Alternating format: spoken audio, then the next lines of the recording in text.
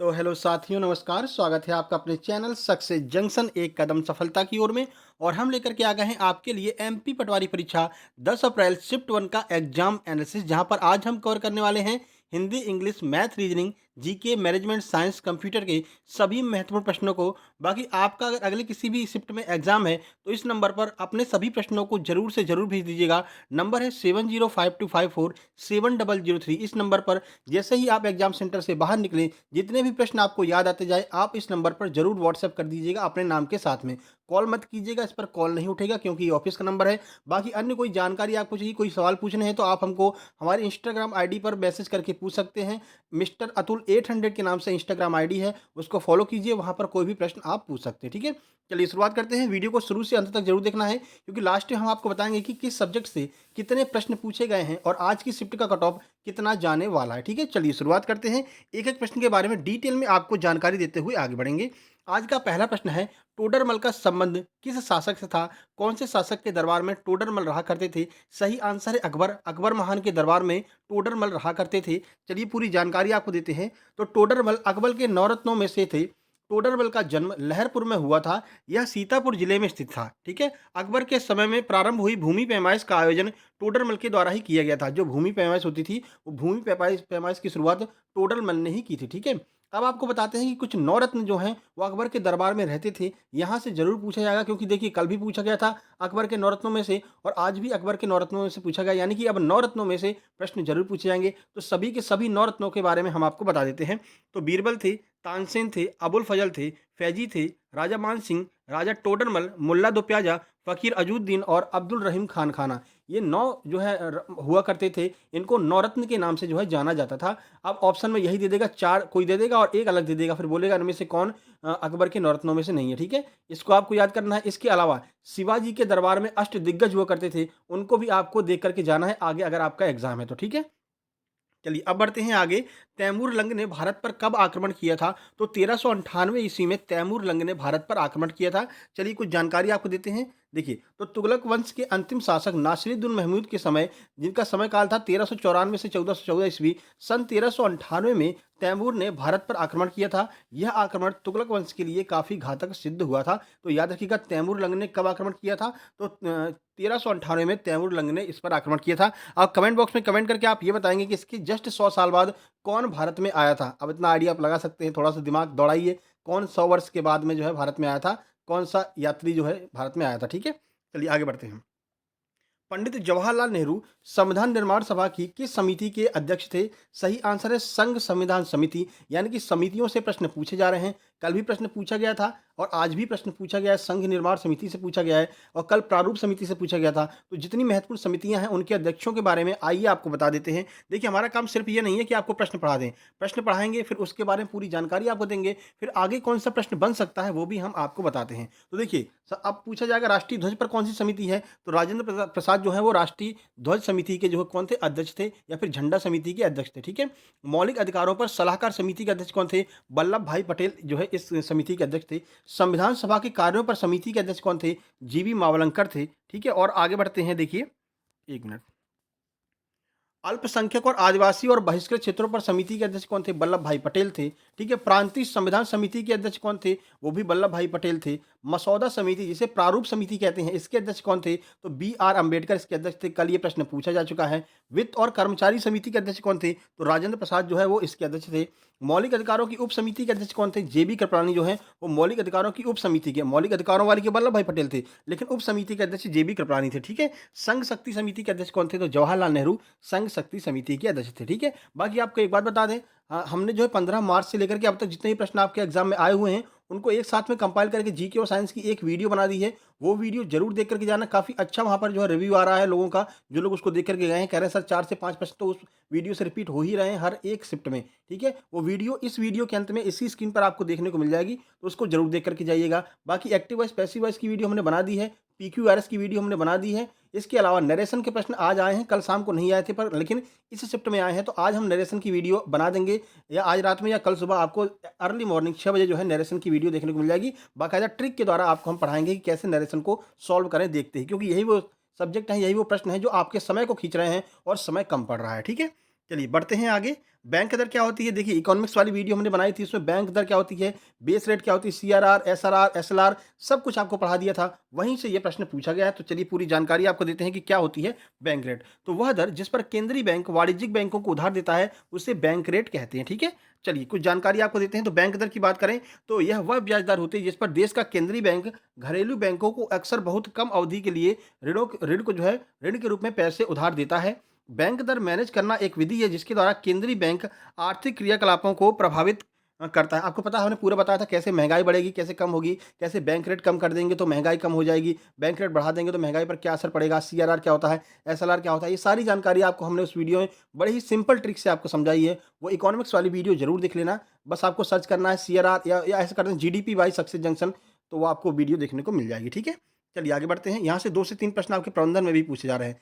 अब इसके बाद आज जो है आपका पूछा है बैंक रेट, तो कल पूछेगा सीआरआर यानी कि कैश रिजर्व रेशियो, वो भी आपको बता देते हैं। तो सीआरआर की बात करें तो देश में लागू बैंकिंग नियमों के तहत प्रत्येक बैंक को अपनी कुल कैश रिजर्व का एक निश्चित हिस्सा रिजर्व बैंक के पास में रखना होता है, जिसे कैश रिजर्व रेशियो या फिर सीआरआर कहते हैं, ठीक है? कुछ हिस्सा जो है वो बैंक को देना पड़ता है, रिजर्व बैंक को, कि इसको भाई अपने पास में रखो, कभी हमें अगर दिक्कत परेशानी हो तो आप इसको हमें दे देना, तो उसे हम सीआरआर कहते हैं। फिर एसएलआर जो होती है वो क्या होती है, ये भी पूछा गया कल, उसका एसएलआर का फुल फॉर्म पूछा गया था।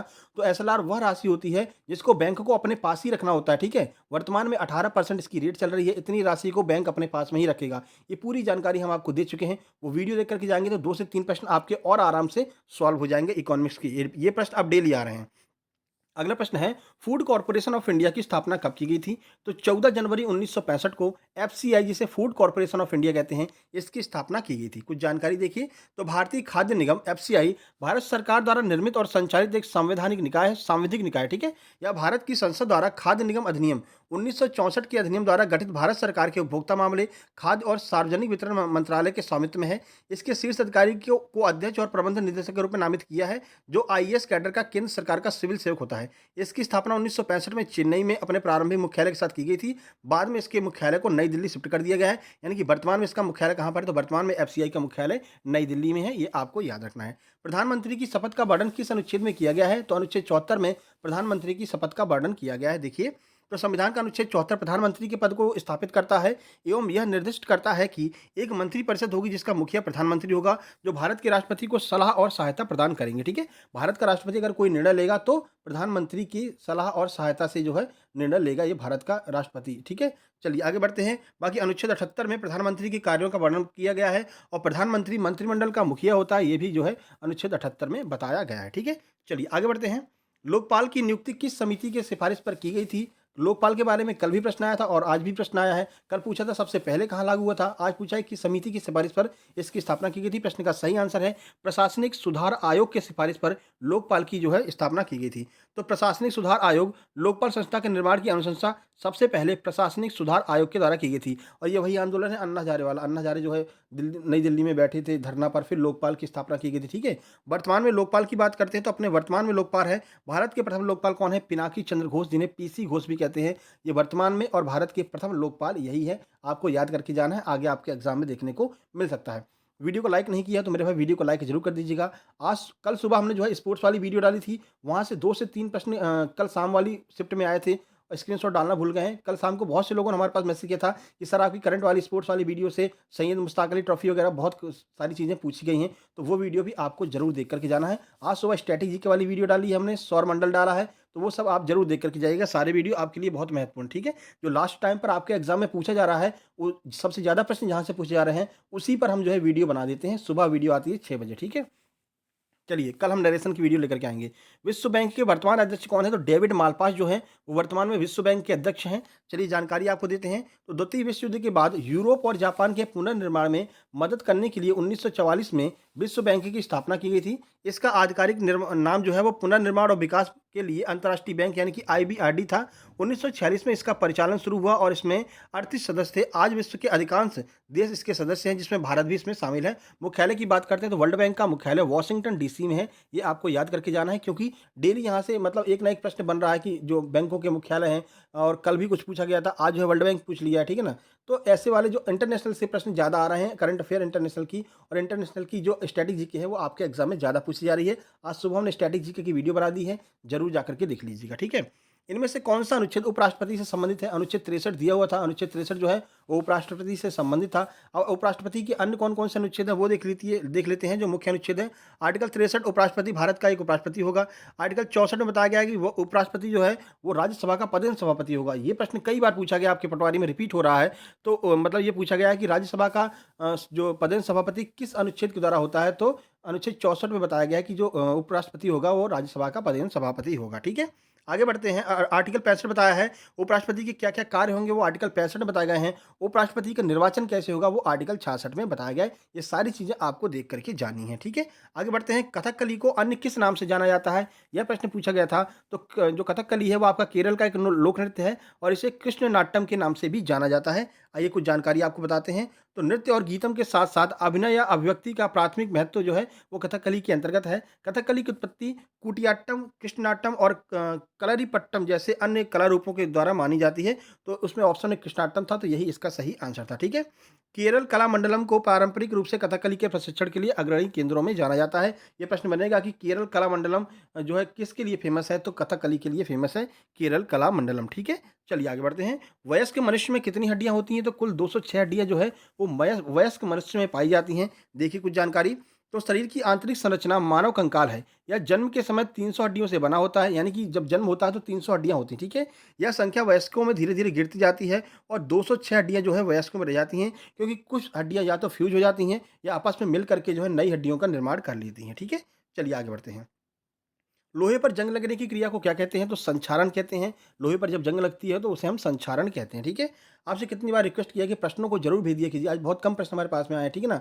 तो जो नंबर ऊपर दिया गया है उस पर ज़रूर से ज़रूर भेज दीजिए, ठीक है? अब सेकंड शिफ्ट में कुछ लोगों का एग्ज़ाम है, उन लोगों ने डायरेक्ट कहा है कि जी सर, हम आपको सारे जितने प्रश्न हमको याद होंगे वो सारे प्रश्न आपको भेज देंगे। तो सेकंड शिफ्ट का एग्ज़ाम एलसी सबसे पहले हम लेकर के आएँगे, ठीक है? चलिए, संक्षारण की बात कर लेते हैं। जब लोहे से बने सामान नमी वाली हवा में ऑक्सीजन की प्रतिक्रिया करते हैं तो लोहे पर एक भूरे रंग की परत यानी कि आयरन ऑक्साइड की जम जाती है। या भूरे रंग की परत लोहे का ऑक्सीजन के साथ प्रतिक्रिया के कारण आयरन ऑक्साइड बनने से होता है, जिसे धातु का संक्षारण कहते हैं या लोहे में जंग लगना कहते हैं। एक प्रश्न बनता है कि जंग लगने से लोहे का भार कम हो जाता है, बढ़ जाता है, वैसे का वैसा रहता है, कोई फर्क नहीं पड़ता है? तो जंग लगने से जो लोहे का भार होता है वो बढ़ जाता है, ये आपको याद रखना है। प्रश्न आगे बनेगा। इनमें से कौन-सी रचना कालिदास की है? तो कालिदास की सभी रचनाएँ हमने यहाँ पर लिख दी हैं, देख लीजिए। तो देखिए 3 तो नाटक हैं, अभिज्ञान शाकुंतलम, विक्रमोर्वशीयम और मालविकाग्निमित्रम, ठीक है? 2 महाकाव्य हैं, रघुवंशम और कुमार संभवम और 2 खंडकाव्य हैं, मेघदूतम और ऋतुसंहारम। ये सब जो है कालिदास की रचना है, इसको ज़रूर पढ़ कर के जाइएगा। यही प्रश्न बार-बार रिपीट हो रहे हैं, इसीलिए हम आपसे कह रहे हैं जीके जीएस साइंस वाली वीडियो ज़रूर देख लेना। जितने भी प्रश्न 15 मार्च से अब तक पूछे गए हैं, उनको हमने एक साथ में कंपाइल कर दिया, वहाँ से काफ़ी सारे प्रश्न रिपीट हो रहे हैं। ये प्रश्न जो है हमने उसमें कराया हुआ है, ठीक है? चलिए आगे बढ़ते हैं, अगला प्रश्न देखते हैं। अब सीधे चलते हैं हिंदी की ओर। तो हिंदी में आज पूछा गया था एकैक में कौन-सी संधि है? देशज और विदेशज शब्द भी पूछे गए हैं आज। वार्णिक छंद का उदाहरण पूछा गया है। विराम चिन्हों से प्रश्न आया है। श्लेष अलंकार और यमक अलंकार का उदाहरण पूछा गया था। कर्मवाच्य, कर्तवाच्य से भी एक प्रश्न आया है। रस के स्थायी भाव पूछे गए थे जोड़ी मिलाने के लिए, ठीक है ना? ए1 बी1 ऐसे करके जो है जोड़ी मिलाने के लिए रस और उनके स्थायी भाव से प्रश्न था। पर्यायवाची पूछा गया था। वर्तनी के 3 प्रश्न पूछे गए थे। शुद्ध अशुद्ध के 3 वाक्य आए थे, 3 प्रश्न आए थे। शुद्ध अशुद्ध के वर्तनी के अलावा जो है शुद्ध अशुद्ध वाक्य जो होते हैं उनके प्रश्न थे। रीअरेंजमेंट जो है वो भी आपका हिंदी में पूछा गया है, ठीक है? जैसे इंग्लिश में पीक्यूआरएस होता है वैसे हिंदी में भी पूछा गया है। विलोम शब्द 2 आए थे और उपसर्ग प्रत्यय भी 2 से 3 देखने को मिले हैं।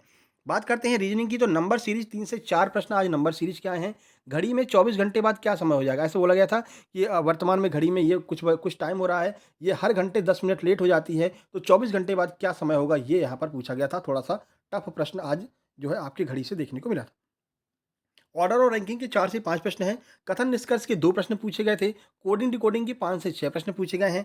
एनालॉजी के 3 से 4 प्रश्न जो हैं वो एनालॉजी के पूछे गए हैं 4 प्रश्न। वही मतलब कि ये इसके समान है, तो बताइए इसके समान क्या होगा? मतलब कि जैसे कि भेड़ भेड़, बकरी, तो गाय के साथ में क्या आएगा? ऐसे करके जो है प्रश्न होते हैं, वो वाले प्रश्न पूछे थे अनुपात और समानुपात वाले, ठीक है? तो 4 से 5 प्रश्न वो देखने को मिले थे, ठीक है? ब्लड रिलेशन की बात करते हैं तो 2 प्रश्न जो हैं वो आज रक्त संबंध से देखने को मिले हैं। नेक्स्ट आकृति वाले 4 से 5 प्रश्न पूछे गए हैं। अगली आकृति कौन-सी होगी? और मिरर से भी 1 से 2 प्रश्न मिरर से आया था और 1 से 2 प्रश्न जो है पेपर फोल्डिंग और कटिंग से भी आया हुआ था, ठीक है? चलिए रीज़निंग इतनी आ रही है कि आप आराम से कर सकते हैं, ठीक है ना? चलिए आगे बढ़ते हैं, बात करते हैं मैथ्स की। तो बॉड मास से आज जो है 2 प्रश्न बॉड मास के आए हुए थे, ठीक है ना? बॉड मास से कम प्रश्न आए हैं आज। रेशियो के 2 प्रश्न आए हुए थे और बात करते हैं रेस वाला। आज प्रश्न एक आया था कि ए बी को 100 मीटर से हरा देता है। इतनी देर पर उन्होंने दौड़ना चालू किया था तो पुनः कब मिलेंगे? ये वाला प्रश्न था। सीआईएसआई के 3 प्रश्न आए हुए थे, ठीक है? डीआई से 2 प्रश्न थे। प्रॉफिट लॉस से 4 प्रश्न देखने को मिले हैं। टाइम एंड वर्क का प्रश्न आया था और टाइम एंड डिस्टेंस का भी प्रश्न आया था, दोनों आए थे। और उन्नयन कोड, अवनमन कोड से भी प्रश्न आया हुआ था, ठीक है? और त्रिभुज में एंगल बताना था, मतलब 90 डिग्री इतना होता है तो त्रिभुज के सामने जो मतलब कोण कितना होगा, ऐसे करके प्रश्न था, ठीक है? अलजेब्रा का 1 प्रश्न था। पाइप और टंकी के भी 2 से 3 प्रश्न देखने को मिले हैं। परसेंटेज के 4 से 5 प्रश्न परसेंटेज के देखने को मिले हैं। नाव धारा का 1 प्रश्न है। पाई चार्ट के 2 प्रश्न आज देखने को मिले हैं, ठीक है? तो ये आपका मैथ हो गया। बात करते हैं कंप्यूटर की, तो कंप्यूटर में था कि लिनक्स का प्रयोग कहाँ पर किया जाता है? हार्ड डिस्क से संबंधित प्रश्न थे।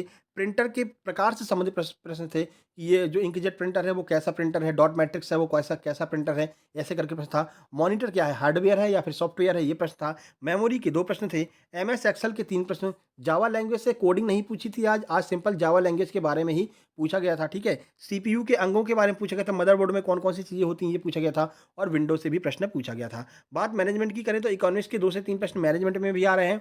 व्यवसाय की क्या विशेषताएं होती हैं ये पूछा गया था। अकाउंटिंग के 2 प्रश्न, विपणन के 2 प्रश्न, नियोजन के 3 प्रश्न और केस स्टडी यानी कि लॉजिकल वाले जो होते हैं 3 से 4 प्रश्न जो है लॉजिकल प्रश्न भी आपके प्रबंधन में देखने को मिल रहे हैं। प्रबंधन की वीडियो ऑलरेडी हम बना चुके हैं, आप सर्च करेंगे case study bye success junction, तो आपको देखने को वहाँ पर मिल जाएगा ये प्रबंधन वाली वीडियो, ठीक है? चलिए बात करते हैं इंग्लिश की, तो इंग्लिश में आज पीक्यूआरएस आज फिर से 6 से 7 पीक्यूआरएस आ रहे हैं, ठीक है? एक्टिव पैसिव वॉइस 6 प्रश्न आए हैं। एक्टिव पैसिव वॉइस की वीडियो हमने बना दी है, 2 वीडियो हमने एक्टिव पैसिव की बनाई, दोनों देख लेना। पीक्यूआरएस की भी वीडियो हम ऑलरेडी बना चुके हैं, सर्च करेंगे पीक्यूआरएस बाय सक्सेस जंक्शन तो वो वीडियो आपको देखने को मिल जाएगी। जरूर देख करके जाइए, कैसे पेयर बनाना है, कैसे क्या करना है, फर्स्ट और सेकंड कैसे ढूंढना है, ये सारी ट्रिक के द्वारा हमने उसमें आपको सॉल्व करके बताया, ठीक है? जरूर देख लीजिएगा। लगभग 22-23 हज़ार उस पर व्यूज़ भी आ चुके हैं। नरेशन के 4 से 5 प्रश्न। नरेशन अभी तक हमने नहीं कराया था, अगर आप लोग कमेंट बॉक्स में कमेंट करेंगे तो नरेशन वाली वीडियो कल सुबह अर्ली मॉर्निंग 6 बजे हम लेकर के आ जाएंगे, ठीक है? बाकी फिलर्स से भी प्रश्न आ रहे हैं, खालिस्तान वाले। वन वर्ड सब्स्टिट्यूशन के भी 1 से 2 प्रश्न थे। कॉमन एरर के अंदर जो है थोड़ी सी ग्रामर पूछी जा रही, 2-3 प्रश्न, लेकिन मोस्टली जो प्रश्न है वो आपके एक्टिव पैसिव से हैं, पीक्यूआरएस से हैं और नरेशन से हैं। इनमें से ज़्यादा प्रश्न आ रहे हैं, ठीक है? वन वर्ड बड़ा सिंपल सा था, ईडीएम्स भी बड़े सिंपल आए थे और स्पेलिंग चेकिंग के भी 3 से 4 प्रश्न आ रहे हैं। बात करते हैं ओवरऑल सब्जेक्ट से कितने प्रश्न थे, तो मैथ और रीजनिंग को मिलाकर के लगभग 70 प्लस प्रश्न पूछे गए थे। जीके और साइंस को मिलाकर के 42 प्लस प्रश्न जो है वो आपके जीके और साइंस को मिलाकर के पूछे गए हैं, ठीक है? आगे बढ़ते हैं, बात करते हैं कंप्यूटर की, तो लगभग 22 प्रश्न कंप्यूटर से पूछे गए हैं और मैनेजमेंट के 15 प्रश्न, इंग्लिश के 27 प्रश्न और हिंदी के 25 प्रश्न जो हैं वो आपके पूछे गए हैं कुछ इस तरह से। अगर कट ऑफ की बात करते हैं तो 135 प्लस कट ऑफ जो है वो इस शिफ्ट का रह सकता है, इससे ज़्यादा कट ऑफ नहीं जाएगा। बाकी ये हमने जनरल का कट ऑफ बताया है, इससे आप थोड़ा बहुत कम भी कर सकते हैं, जो भी आपके ईडब्ल्यूएस, एससी, एसटी, ओबीसी वाले हैं, ठीक है? आज थोड़ी तबीयत डाउन थी तो इस वजह से थोड़ा-सा आप मैनेज करके चलिएगा, ठीक है ना? थोड़ी-सी आवाज़ में थोड़ी-सी आपको कमी दिखाई पड़ी होगी, वो इसी वजह से कि थोड़ी-सी तबीयत हमारी डाउन, थोड़ा-सा फीवर वगैरह है। लेकिन जो हमारा टाइम मैनेजमेंट होता है, टाइम बिल्कुल एक्यूरेट टाइम पर हम आपके लिए वीडियो लेकर के आ जाते हैं, क्योंकि हमें पता है कि बहुत सारे लोग डेली इंतज़ार करते रहते हैं, ठीक है? इसके बाद में बहुत सारे लोग इसकी कॉपी करके वीडियो बनाएँगे, फिर अपना वीडियो अपलोड करेंगे, ठीक है ना? तो बहुत सारे लोगों का हमसे थोड़ा बहुत पैसा भी उनका आ जाता है ऐसे, ठीक है ना? तो मतलब थोड़ी-सी इंतज़ार रहता है लोगों को, तो हम वीडियो ज़रूर बनाते हैं। वैसे आज हिम्मत नहीं थी, फिर भी हमने आज वीडियो बनाया है। वीडियो को लाइक कर दीजिएगा, चैनल को सब्सक्राइब कर लीजिएगा और इसको शेयर कर दीजिएगा सबके पास में जो भी आपका है। और इसके अलावा आगे आपको कौन-सा एग्ज़ाम देना है, ये कमेंट बॉक्स में कमेंट करके बताएँगे। उसी के आधार पर हम जो है आगे आपका तैयारी शुरू कराएँगे। वनरक्षक देना है, एमपीएसआई, एमपी पुलिस, एमपीपीएससी किस-किस का है, तो ये सब आप कमेंट बॉक्स में कमेंट कर दीजिएगा। उसी के आधार पर क्लासेज़ यहाँ पर शेड्यूल कर देंगे कि कैसे-कैसे क्लासेज़ चलेंगी, ठीक है ना? तो सुबह चलाएँगे हम एमपीएसआई और एमपीपीएससी के लिए, ठीक है? सुबह क्लास चलेगी। वनरक्षक पुलिस के लिए जो है वो शाम को क्लास चला करेगी, ठीक है? और डेली हम आपकी प्रैक्टिस कराएँगे बिल्कुल डिटेल में, ठीक है? बाकी आपका जो भी एग्ज़ाम हो, तो आपका जिस शिफ्ट में एग्ज़ाम हो, अपने प्रश्नों को तुरंत अपने नाम के साथ में 7052547003 पर ज़रूर से ज़रूर भेज दीजिएगा। जल्दी ही मिलते हैं अगली वीडियो एनालिसिस में शाम को, तब तक के लिए नमस्कार, धन्यवाद।